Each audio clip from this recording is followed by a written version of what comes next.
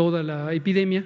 El Sistema Nacional de Salud de México se compone de varios. También puede empezar a incrementarse cuando a su vez incrementa la demanda hospitalaria de casos graves y críticos, pues bueno, todavía mantiene una tendencia descendente, aunque podemos también notar que para últimas días hemos tenido pues básicamente ya una estabilización de esa tendencia descendente y hemos mantenido este porcentaje por lo menos en la última semana, semana y media. Si vemos la siguiente diapositiva, camas de hospitalización general, solo una entidad que está entre el 30 y el 49%, 31 entidades tienen menos del 30% de ocupación en este momento, lo cual deja más de 25.900 camas disponibles en todo el país. Aquí se encuentra esta disminución de un punto porcentual que lo coloca al indicador en 16%, y si vemos la siguiente diapositiva, enfocamos en camas con ventilador, en donde solo tenemos 4 entidades entre el 30 y el 39% y tenemos 28 con menos del 30%, no hay movimientos para la ocupación nacional, lo cual nos deja 8.915 camas con ventilador disponibles. Sería la actualización de este componente. Gracias, doctora Lomía. Gracias, doctora Lomía. Hablemos de vacunación. Continúa la vacunación, está avanzando a un ritmo ya bastante estable, por arriba de 500,000 dosis al día. Como pueden ver, y lo hemos mostrado aquí, la distribución de las vacunas ocurre de acuerdo a los paquetes semanales. Tenemos embarques semanales, particularmente de la vacuna Pfizer, que es la que tiene embarques más regulares, y eso nos permite enviar el paquete, lo que lleva más o menos unos 4 días o 5 a veces, según la complejidad de los sitios donde se entregan los insumos y las vacunas, y a partir de ahí se abre el paquete y se empiezan a vacunar a las personas. Y estamos logrando, como ven, cada vez más alto, cada vez mayor cantidad en la cantidad de vacunas que se ponen cuando se abre el paquete y en los días que le siguen. Ya habíamos llegado a un récord de 535,000 vacunas y nos mantenemos por arriba de 500,000. Hasta ayer a las 9 de la noche, recuerden que ahora informamos el corte de las 9 de la noche, pusimos 505,338 en un día. La siguiente, en forma acumulativa, contadas desde el 24 de diciembre del año pasado, cuando empezó el programa de vacunación, ya llevamos 12,917,963 vacunas aplicadas. La siguiente. Lo vemos en su distribución por las distintas poblaciones específicas que estamos vacunando. En las personas que trabajan en el sector salud, en la primera línea tenemos 913,326.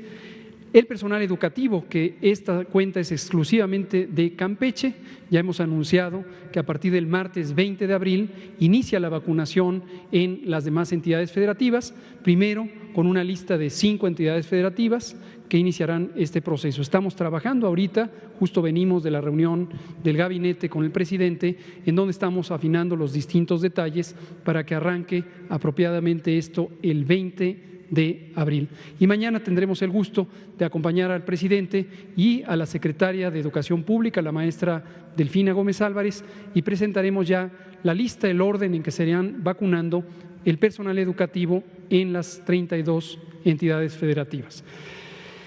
Por parte de las personas adultas mayores de 60 años de edad y más, tenemos 9,645,656 que ya han recibido o bien esquemas con la primera dosis, 7,5 millones, o bien esquemas ya completos con las 2 dosis, o en el caso de la vacuna CanSino, con la única dosis que se requiere para este esquema, 2,180,000. La siguiente. Los ESAVIS, eventos supuestamente asociados a vacunación e inmunización, que es el monitoreo de la seguridad de las vacunas en su uso en condiciones reales, no ha variado. Y la no variación es a partir de una frecuencia baja, lo cual es muy importante porque nos va mostrando en la vida real que son vacunas seguras y desde luego son vacunas probadamente eficaces. La siguiente, por favor. Hoy tuvimos embarques, hoy tuvimos 500,000 dosis de la vacuna Sinovac. Coronavac es el nombre de la vacuna, Sinovac el nombre de la compañía china que la fabrica, y hoy tuvimos 500,000 dosis en este embarque que llegó muy temprano en la mañana. Y posteriormente tuvimos en la siguiente imagen, por favor, 487.500 dosis de Pfizer, BioNTech, del segundo de los embarques de esta semana. Tuvimos el lunes una cantidad semejante, hoy tuvimos 487.000 y mañana recibimos arriba de 375.000 también en la mañana. Se presentará en el curso de la conferencia matutina en el enlace directo como se hizo esta mañana. La siguiente. Esta es la distribución general. Hasta el momento hemos recibido 17.888.350 dosis de vacuna. La gran mayoría ya fueron utilizadas, ya fueron aplicadas. La diferencia, esto lo recordamos de cuando en cuando, entre esta cantidad recibida y las que ya se aplicaron, es precisamente las que están activamente aplicándose. Ya están en las entidades federativas y se estarán poniendo durante esta semana. Esta es la distribución por tipo de vacuna y seguiremos recibiendo embarques de estas mismas vacunas que por el momento son las que están contratadas por el Gobierno de México. Hay una más. Aquí está la panorámica del calendario, justamente vamos marcando en amarillo las que ya llegaron y en color gris las que están por llegar. Ya recibimos este embarque, corrijo, hace rato dije otro número, es 328.575 que se reciben mañana. Tenemos ya hoy, esta es noticia también, bueno, ya recibimos estas 500.000 de Sinovac y hace menos de 2 horas COFEPRIS liberó ya estas 670.000. Por eso no está actualizado, porque fue apenas hace unos pocos minutos que fue ya liberada estas 670.000. Entonces, tenemos casi las 2,5 millones que recibimos esta semana. Gracias. Vamos entonces a darle la palabra a nuestra compañera y compañero de las entidades federativas. Va a hablar primero la doctora Olivas López Arellano y posteriormente el doctor Javier Lozano Herrera, coordinador de salud del Instituto de Salud del Estado de México. Doctora Olivas, por favor. Gracias. Buenas tardes a todos y a todas. Como siempre es un gusto estar acá, agradezco la invitación y poder exponer de manera muy sintética cómo se ha venido trabajando en términos generales la pandemia, el enfrentamiento a la pandemia de COVID-19 y en los últimos minutos la vacunación. Como ustedes saben, la perspectiva del Gobierno de la ciudad es garantizar el derecho a la salud en la ciudad, acorde con los planteamientos nacionales y con la propuesta del derecho humano a la salud como un derecho humano individual y social. Para esto se ha venido trabajando en el modelo de atención, un modelo de atención basado en una estrategia integral de atención primaria a la salud y con un conjunto de atributos, fundamentalmente universal, gratuito, equitativo, resolutivo, en red, participativo, solidario, coordinado, regional desconcentrado y con diversas dimensiones: promoción de la salud, prevención, atención de la enfermedad, rehabilitación, cuidados paliativos y apoyo a la muerte digna en distintos ámbitos: el personal, el familiar, el comunitario y el social. Esto lo digo como contexto porque es muy importante para entender por qué toda la estrategia integral para la pandemia, la siguiente, tiene que ver justamente con una perspectiva de garantía del derecho con los objetivos de disminuir contagios y cortar cadenas de transmisión, atender todos los casos graves, garantizar una cama de hospital para todos aquellos que lo requieran y reducir las muertes. Y para esto lo que se planteó fue avanzar en un gabinete de salud sectorial metropolitano con un seguimiento diario de indicadores, una coordinación institucional intersecretarial e intersectorial y muy aceitada y muy fluida la coordinación con el nivel nacional, un sistema unificado de salud, la participación de distintos sectores públicos, privados, sociales, la movilización de la ciudadanía.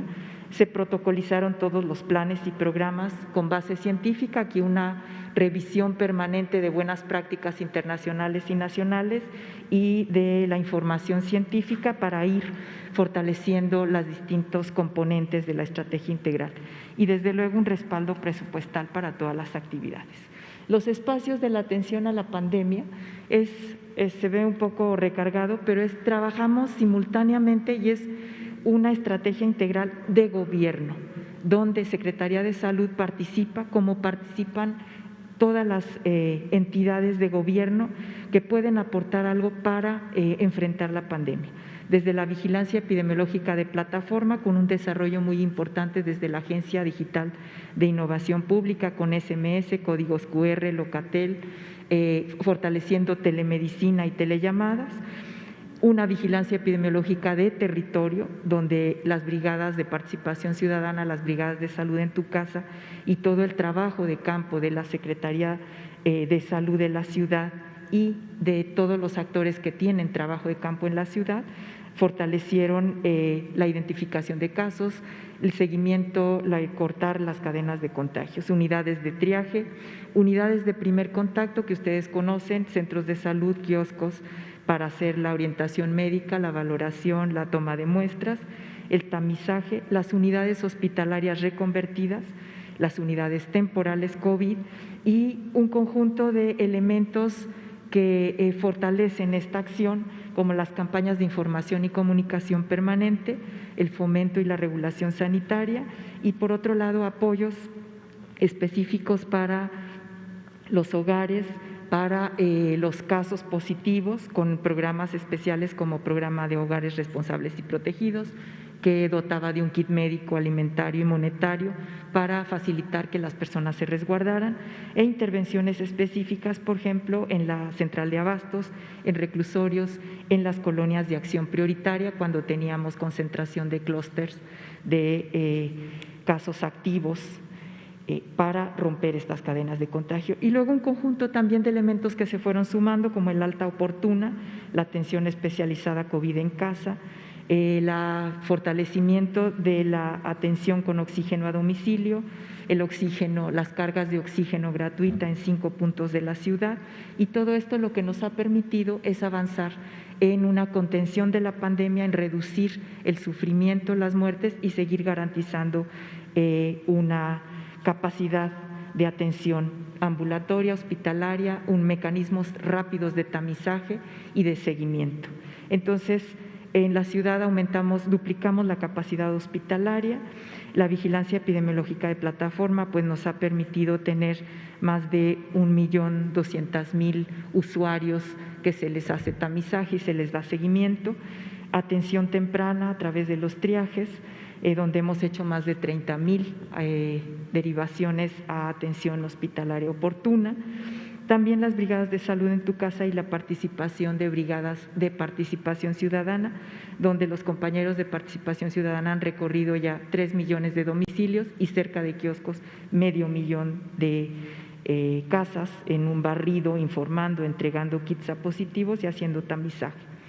Y con el conjunto de actividades también pues la toma de muestras en 200 sitios, donde tenemos casi 2,5 millones de pruebas realizadas. La Secretaría de Salud del Gobierno de la Ciudad de México solita ha hecho 2,200,000 pruebas realizadas con estandarización de tratamiento, seguimiento y una atención hospitalaria, una atención prehospitalaria integral. Y ya nada más para terminar, la siguiente. Aquí están descritos todos los componentes y la diversidad de acciones. Como ustedes ven, es una estrategia integral que moviliza todos los recursos, dispositivos e instituciones de gobierno, no solamente del gobierno de la ciudad, sino del gobierno de México, con la participación muy intensa de instituciones de salud como el IMSS, el ISSSTE, SEDENA, CEMAR, en la parte de atención a la salud, de hospitalización, y todo protocolizado. También esto es muy importante, mediciones específicas, georreferenciación, mediciones de situaciones particulares como el exceso de mortalidad, los clústeres de casos positivos activos y una capacitación permanente e investigación. Y ya para terminar, la última, el Plan Nacional de Vacunación, el modelo de la Ciudad de México. Bueno, lo que se propuso el gobierno nacional y el gobierno local, garantizar la vacunación a las personas adultas mayores en un ambiente de respeto, comodidad, calidez, con calidad técnica y seguridad en todo el proceso. Entonces se establecieron macrounidades vacunadoras, un mando unificado con un responsable de alto nivel encargado de cada una de las macrosedes, donde participan secretarios, directores generales, con una organización colegiada. Esto es muy importante, el trabajo colegiado con servidores de la nación, con la responsable de los programas de bienestar en la ciudad, con el responsable de la Brigada Correcaminos, con servidores de la ciudad, instituciones de salud, voluntarios, instituciones de seguridad social. Lo que nos ha dado es una capacidad de respuesta enorme, una potencia para poder atender a los adultos mayores con mucha calidez, pero además con un trato expedito, digno y festivo. Algo que estamos muy contentos de haber logrado en la ciudad es que en los centros vacunadores se ha convertido en una fiesta, en una alegría, en una esperanza, no solo para los adultos mayores que reciben sus dosis de vacuna,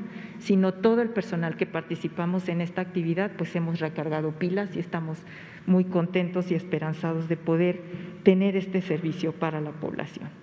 Las citas por SMS han sido muy importantes. De nuevo, la participación de estas tecnologías digitales a través de la DIP con el SMS que les permite ir sede, día, hora, permite balancear los flujos, que las personas no esperen mucho y tener una regulación de la demanda. También nos permite asegurar que entre la entrada y la salida de los adultos mayores transcurre máximo 1 hora. Capacitación y simulacros. Cada vez que vamos a salir a una nueva alcaldía se hace capacitación, se hace un simulacro, se monitorean los avances cada hora y hay un balance diario, y el programa para vacunar a adultos mayores postrados y en residencias también avanzado. Y termino con el video. Al corte de hoy, el día de hoy se aplicaron 36,000 dosis.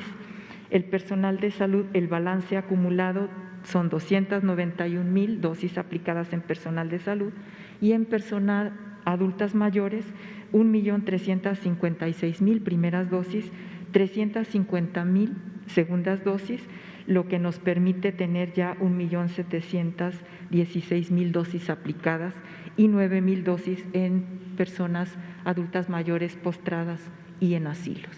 Entonces, la vacunación en la Ciudad de México va avanzando. Si pueden pasar el video, se los agradecería.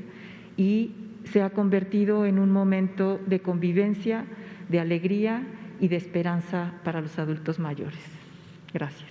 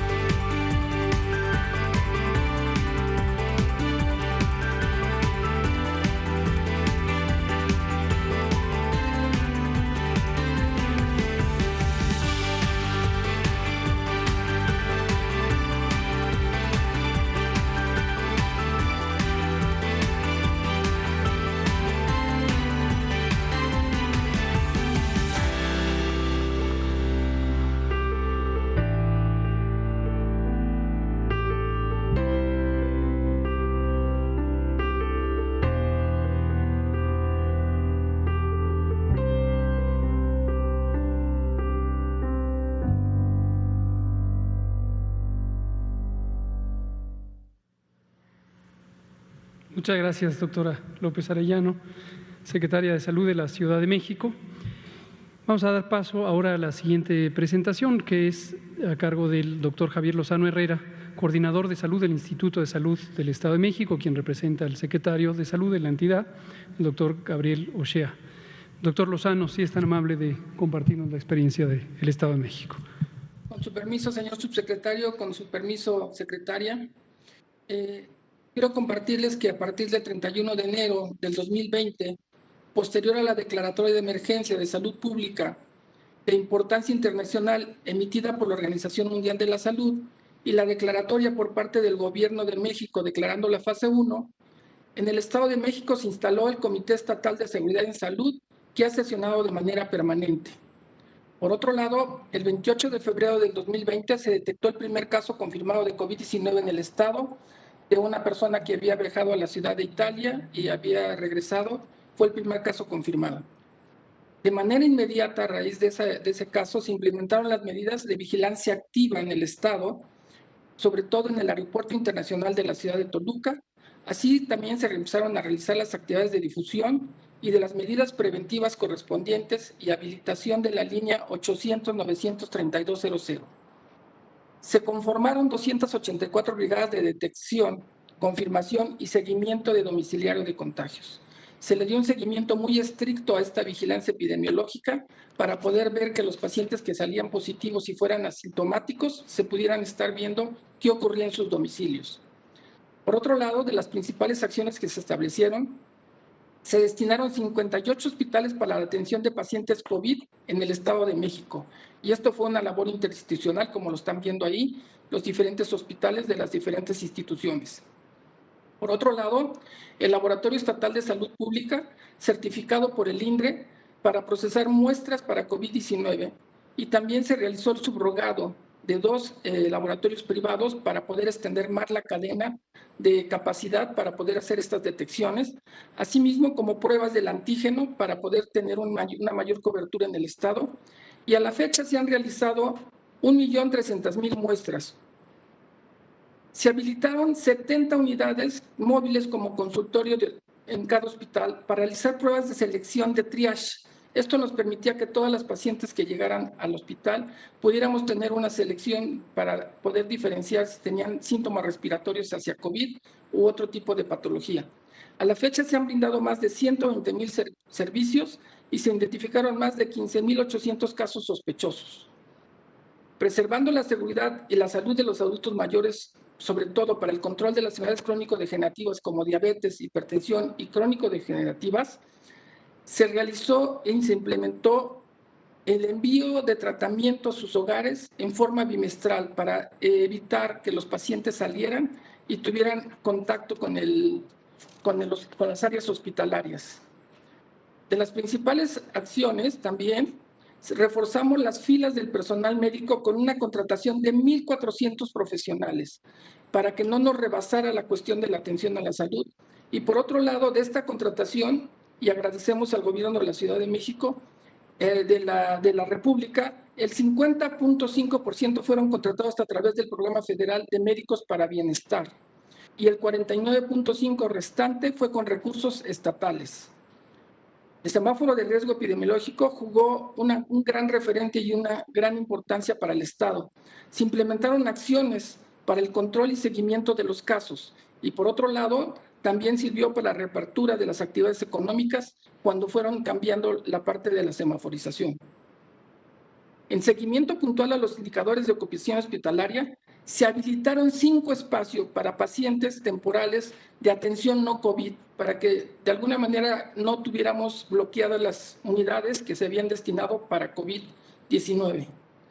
Asimismo, una comunicación muy estrecha del más alto nivel con el gobierno de la Ciudad de México en el monitoreo de la pandemia, lo cual agradecemos este trabajo en equipo con la Ciudad de México, así como el uso de los espacios públicos de conformidad a los niveles de riesgo de contagio en ambas entidades federativas, dada la cercanía y la movilidad social tan importante que tenemos entre las dos entidades.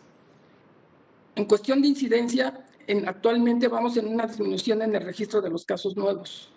Sin embargo, es importante resaltar que del 21 de junio al 22 de diciembre del 2020 fueron las fechas con mayores registros de casos en esta entidad. Por otro lado, en la ocupación hospitalaria, tuvimos en la parte de hospitalización porcentaje máximo de 86% el 18 de enero del 2021 y un porcentaje mínimo, más cercano al día de ayer, de un mínimo de 23% los días 8, 11 y 12 de abril del 2021, lo que lo da una disminución de 62 puntos porcentuales en este sentido. Así como las camas de ventilador, un porcentaje máximo de 83%, como fecha más importante el 10 de enero del 2021, y un porcentaje mínimo del 19% el 26 de abril del 2020, dando una disminución en puntos porcentuales de un 58%. En cuestión de vacunación, la coordinación y el trabajo en equipo entre el Gobierno de México, el Estado de México y los gobiernos municipales jugaron un papel muy importante este trabajo de equipo en la participación para la vacunación. Por otro lado, la asistencia a personas con discapacidad, abriendo los módulos de alta eficiencia en vacunación con zonas exclusivas para la parte de los pacientes con discapacidad, tanto los pacientes que venían en silla de ruedas como pacientes que venían con otro tipo de discapacidad. Asimismo, se apoyó con insumos básicos y personal con la finalidad de manejar mayor atención posible a los adultos mayores. Siempre se proporcionó el equipo necesario de protección a las personas que estaban vacunando, como son nuestras técnicas en atención primaria a la salud, y también a los médicos que participaban en estas jornadas de vacunación para tener una mayor protección en la atención de los adultos mayores y que fuera en forma adecuada.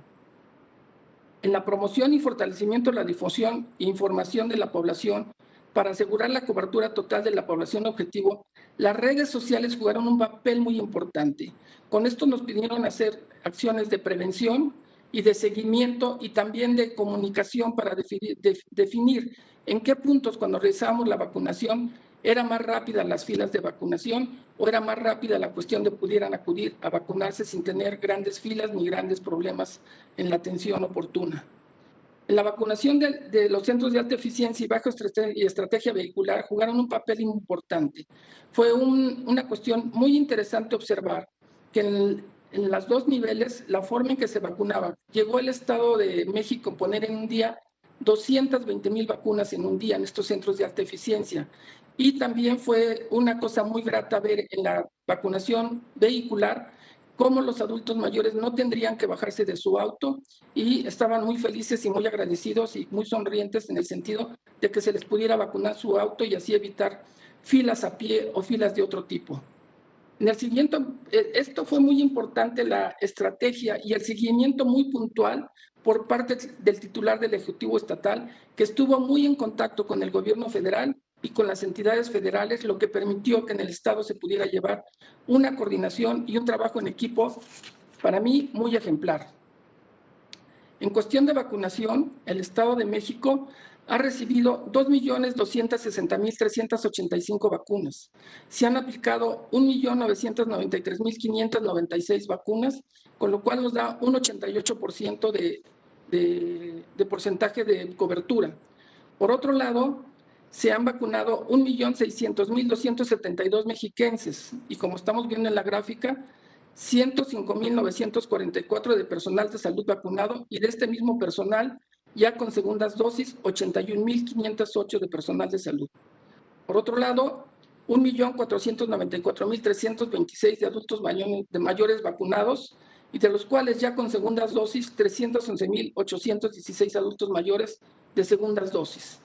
En cuestión del tipo de vacuna que hemos aplicado, tenemos la de Pfizer, 458.935, AstraZeneca, 815.860, Sinovac, 944.440, CanSino, 41.150, lo que nos da el número que habíamos referido de 2.260.385, por lo cual agradecemos en forma muy importante al gobierno de México el apoyo que le ha dado el Estado de México en el apoyo de estas vacunas que han sido muy importantes para el cuidado de nuestros adultos mayores. Es cuanto. Muchas gracias, doctor Javier Lozano Herrera, coordinador de salud del Instituto de Salud del Estado de México. Como comentábamos al inicio y lo comentábamos la semana pasada cuando tuvimos el privilegio de tener por vía remota a nuestro compañero de Campeche, el propósito de esta modalidad de la sesión es tener un conocimiento más cercano al terreno, más cercano a la población. La Secretaría de Salud del Gobierno de México tiene una función normativa y, excepto en el caso de los Institutos Nacionales de Salud y hospitales de alta especialidad, tiene acciones directas de atención de la salud, pero todo lo demás se articula o se ejecuta a partir o a través de las secretarías estatales de salud. Me gustaría aprovechar la oportunidad con hacerles algunas preguntas a ambos, quizá podríamos dividirnos, el doctor Alomía y yo, y me gustaría empezar con una pregunta a la doctora López Arellano, en adelante el doctor Alomía podría preguntarle al doctor Lozano si está de acuerdo, doctor. Estimada doctora, una cosa que creo que es notoria en el relato y en la forma en que se organizó la Ciudad de México para proveer servicios de salud, no solamente los que ya estaban articulándose con una modalidad, con una visión diferente, a partir de este importantísimo modelo atención primaria de la salud. Ayer en la conferencia participó nuestro grupo asesor, nuestro seminario permanente, y hablábamos precisamente de el énfasis que se ha puesto en la atención primaria de la salud como el modelo de reorganización del sistema de salud que nos permite un mayor acercamiento comunitario. Y es notorio que en la Ciudad de México, a lo largo de toda la respuesta a la pandemia, ese ha sido el signo característico, el acercamiento a la comunidad.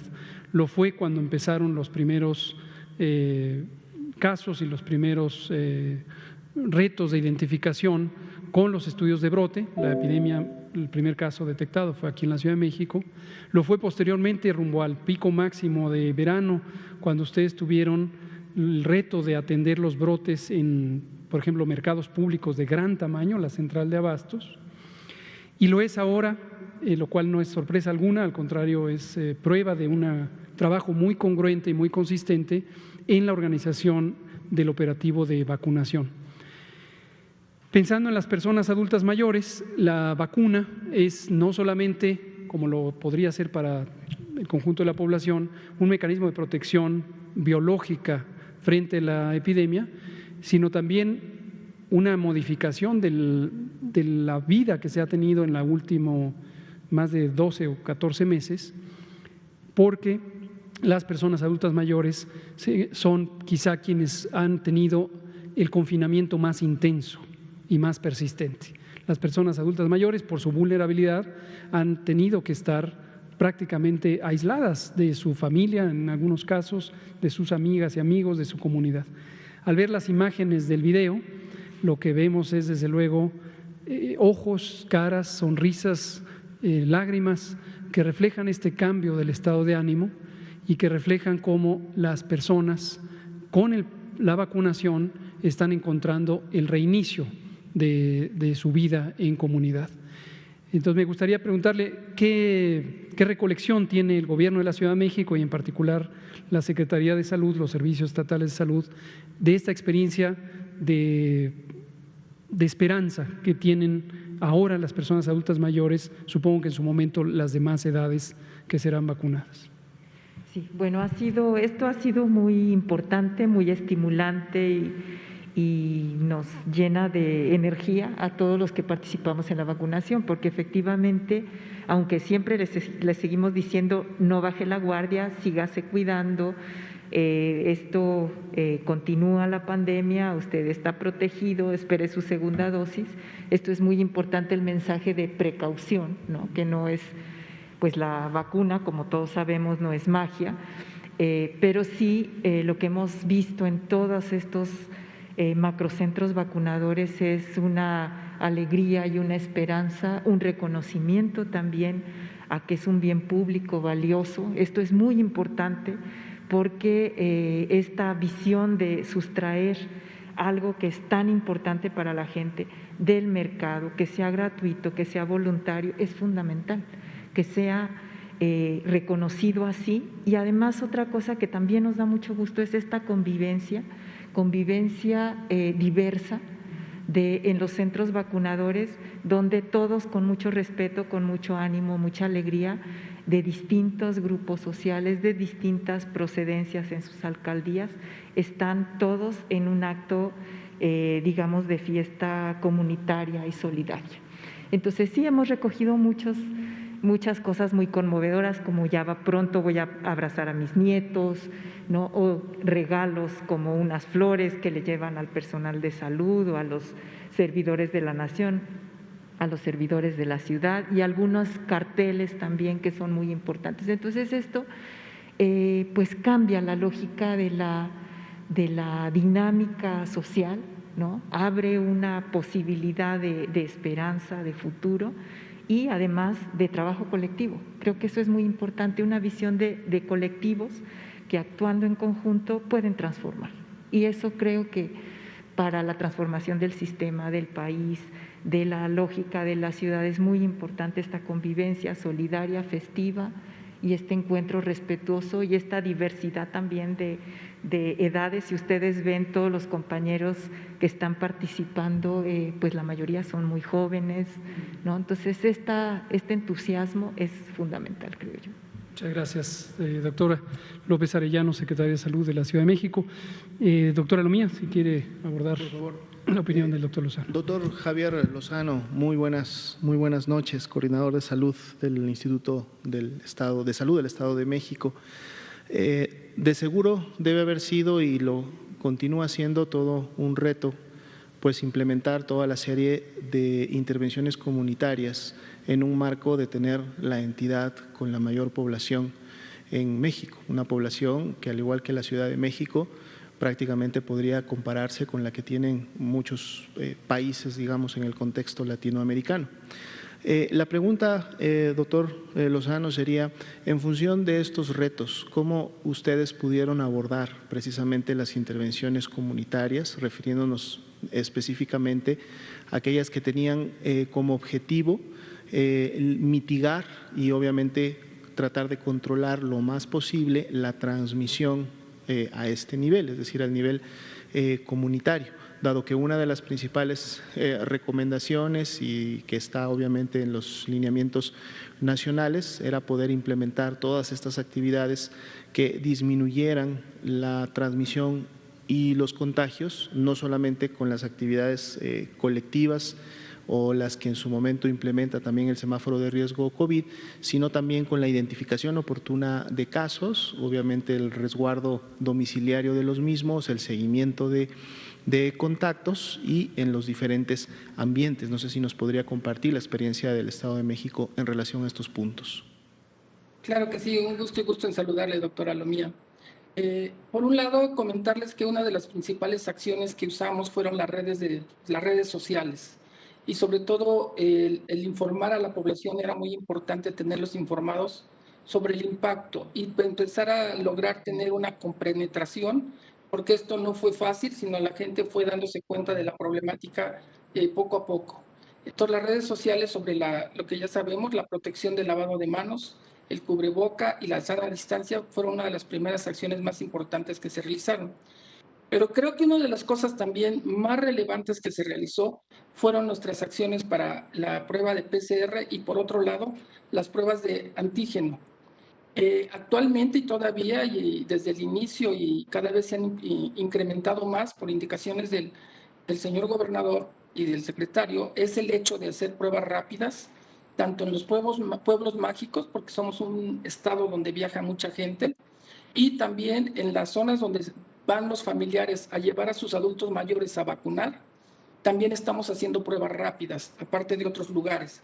Esto nos ha permitido detectar en un porcentaje significativo gentes que son asintomáticas, pero que están llevando a su adulto mayor a vacunar y que están siendo positivas. En algunas ocasiones, de las gentes que se van a vacunar, deciden realizarse la prueba antes y han salido positivas, y esto ha sido que se difiera su vacunación en su momento dado. Otra de las cosas importantes fueron los triage que se hicieron con las unidades móviles. Estos triage fueron muy importantes porque las unidades móviles fueron detectando en diferentes lugares, primero con el screening de encuestas, qué pacientes tenían alto índice de poder tener la probabilidad de poder aplicar las pruebas, y por otro lado también darle el seguimiento en el hogar a las personas que salían positivas.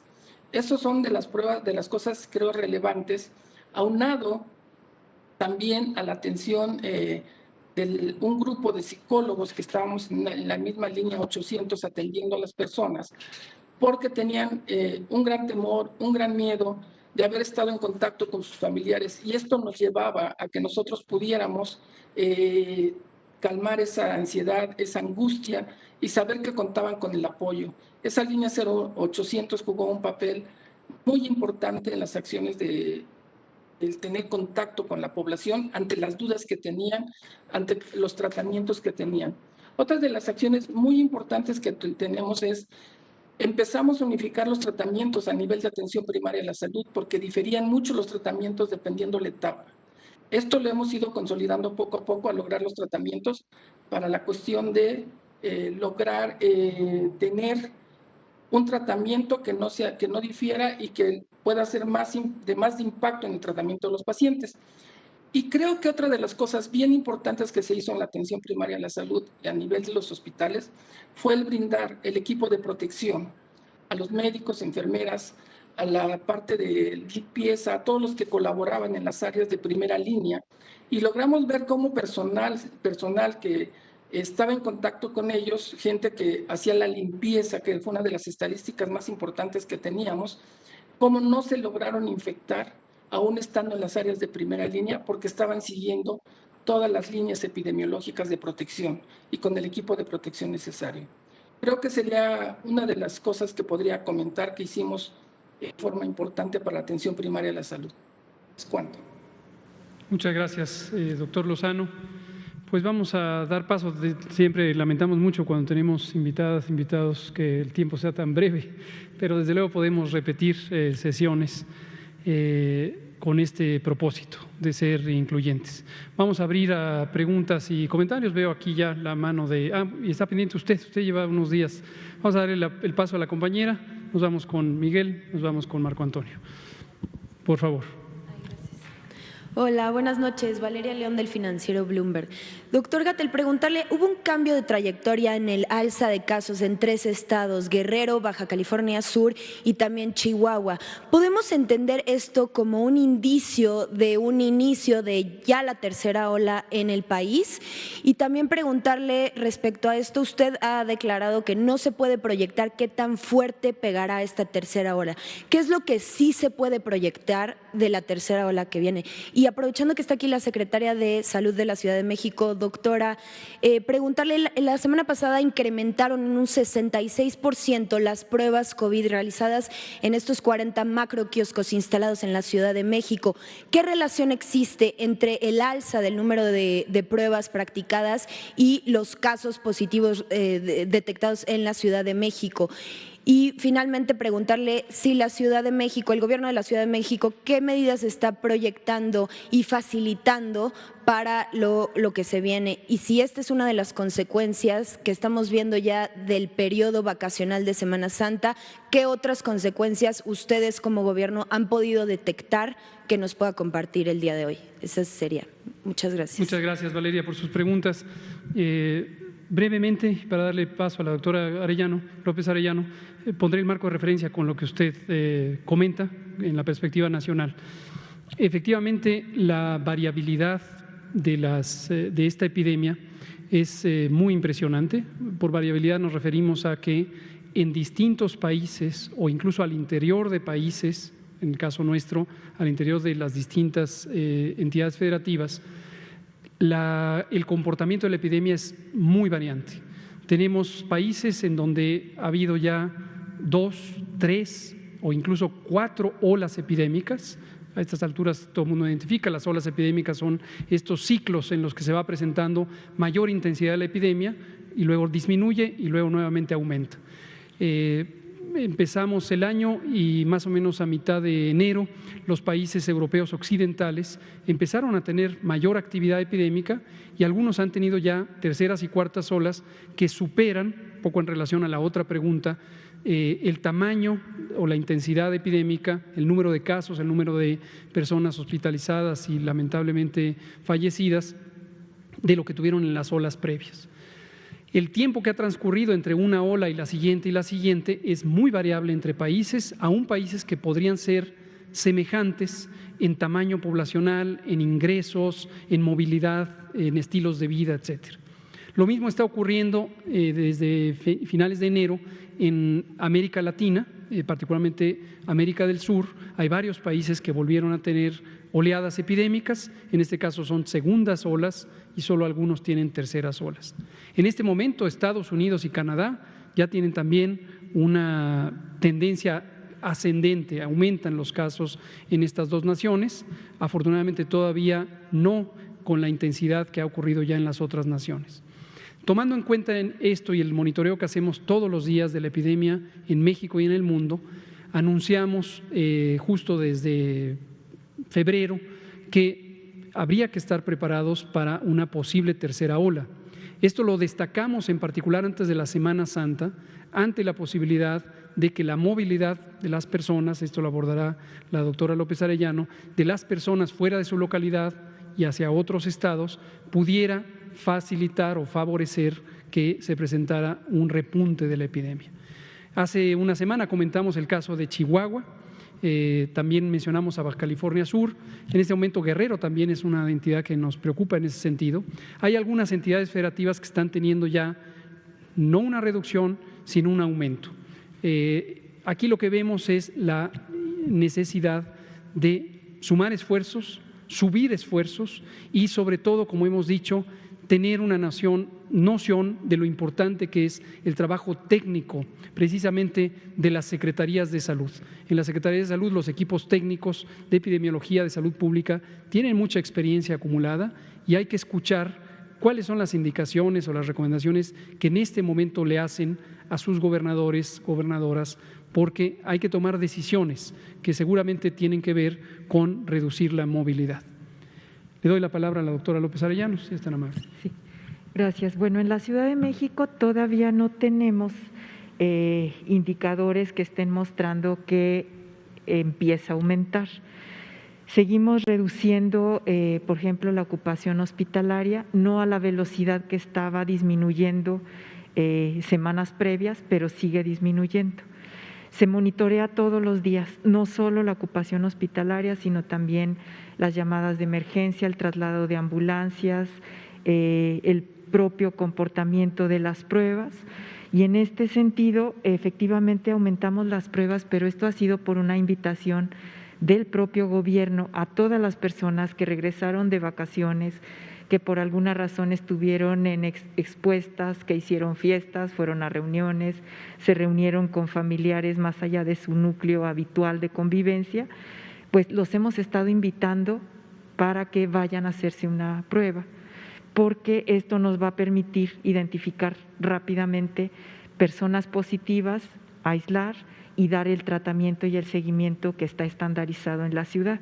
Entonces, este incremento, si ustedes recuerdan, en enero teníamos diciembre-enero sobre 22,000 pruebas. A partir de que empezó el descenso de los casos activos, de la hospitalización, empezó a disminuir también la demanda de pruebas. Kioscos de repente de estar muy demandados, había poca gente solicitando la prueba y ahora tuvimos ya una mayor demanda, pero la positividad no ha variado, se ha mantenido sobre 10% y este es un buen indicador porque nos señala que a pesar de las variaciones en la demanda sobre las pruebas, ahorita estamos haciendo alrededor de 10,000 diarias, se mantiene la positividad, pero desde luego que es otro de los indicadores que se monitorea. ¿Cómo estamos preparados? Pues todo lo que he comentado se sigue manteniendo, o sea, se mantienen los triajes, se mantiene la capacidad hospitalaria expandida. En los hospitales híbridos hemos hecho una recuperación gradual de camas para atención no COVID, pero tenemos la capacidad en 48 horas volver a recuperarlas. O sea, esto sí, la forma como se hizo la reconversión hospitalaria nos permite tener mucha flexibilidad. Se siguen haciendo estas intervenciones particulares, sí, de las unidades de primer nivel haciendo tamizaje. El barrido casa por casa se ha sobre todo concentrado en las personas positivas, en los sitios de mayor vulnerabilidad, pero se mantienen las campañas de información y el fomento y la regulación sanitaria, por supuesto. Entonces, esta vigilancia epidemiológica de plataforma con los SMS se mantiene y la vigilancia epidemiológica de territorio también de casa por casa se mantiene ahora con menos, digamos, intensidad que en otros momentos. Pero estamos preparados. Esperemos que entre todos, y aquí también es un llamado siempre a la población a no bajar la guardia, seguirnos cuidando y entender que la protección de uno es la protección de todos. Entonces, esta parte de mucha responsabilidad y solidaridad social. Gracias, doctora López Arellano. Vámonos aquí con Miguel Ricó y se nos da tiempo también con Marco Antonio Olvera.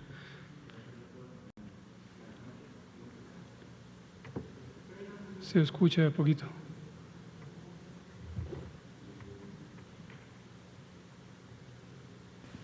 Sí, Gracias, doctor. Buenas noches, doctor Hugo López-Gatell, doctora Oliva López, doctor José Luis Salomía, doctor Javier Lozano. Buenas noches y saludamos al presidente Andrés Manuel López Obrador también. Quiero aprovechar estos pequeños minutos para comunicarles algo positivo. Estuve visitando las alcaldías Magdalena Contreras, Miguel Hidalgo, Xochimilco, Tláhuac, Iztacalco, Tlalpan, Coyoacán, en los puntos de vacunación, ahora que se realizaron estas vacunaciones, y quiero expresarles algo que la gente me encargó mucho que les comentara, hablando del gobierno de la Ciudad de México. Un gran agradecimiento y ambiente maravilloso que se vivía ahí, y una gran felicitación para todos ustedes, porque es gente que realmente estaba muy contenta. Eran unas circunstancias muy agradables las que se vivían a los alrededores, y la gente que pude entrevistar, que fueron muchas personas en todas estas alcaldías, estaban completamente agradecidas y me